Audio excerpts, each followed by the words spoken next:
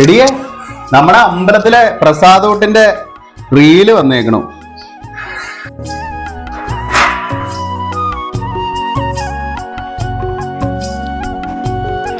എന്റെ പൊന്ന് രമേശ് ചേട്ടാ, ഒരു രക്ഷയില്ല. ആ ഇരിക്കെ.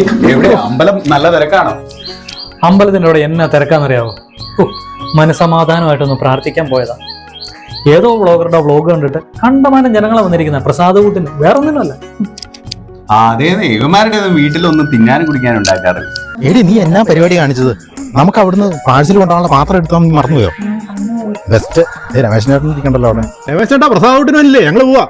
ഓ ഞാനെങ്ങ് വരുന്നില്ലടേ, നിങ്ങൾ പൊക്കോ. ഇല്ലേ നമുക്ക് ഇവിടെ ഒന്ന് പാത്രം ചോദിച്ചാലോ? ഏതായാലും പുള്ളി വരാത്ത നന്നായി, അത്രയും തിരക്ക് കുറഞ്ഞല്ലേ? ഒരു മണിയാ, വേഗം പോ. 2 കൂട്ട് പായസം ഉണ്ടെന്നാ. ഏതായാലും ഇല്ലേ പ്രസാദൂട്ട് 2 ദിവസം കൂടെ ഇല്ലേ? ആ 2 ദിവസം വീട്ടിലൊന്നും വെക്കണ്ട, അത്രയും ബഡ്ജറ്റ് ലാഭം. കണ്ടില്ലേ, ഇതുപോലുള്ള നാട്ടുകാരാ നമ്മുടെ ഇത് തന്നെയാ ഞാൻ ആദ്യം പറഞ്ഞ. അല്ലേലും നമ്മുടെ നാട്ടുകാർക്ക് ഇപ്പൊ ഭക്തിയാണോ പ്രാധാന്യം തന്നെ? നമ്മുടെ നാട്ടുകാരിങ്ങനെയാണ്. അതെ, അമ്പലത്തിൽ പോണ്ടേ? എനിക്ക് ഈ ഷർട്ട് മതിയോ? പ്രസാദകൂട്ടുള്ളതാണ്. വിമലയും ഭർത്താവും ഒക്കെ അവിടെ എത്തി. നിങ്ങൾ പറഞ്ഞുകൊണ്ട് മാത്രമാണ് ഇനി ഞാൻ 2 ദിവസത്തേക്ക് ഒന്നും വെക്കില്ല ഇവിടെ.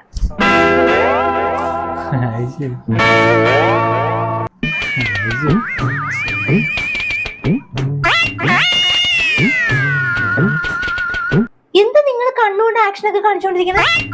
സമയമായി, ഞാൻ റെഡിയായി. മനുഷ്യ വേഗം റെഡിയാവുക, പോവാം നമുക്ക്.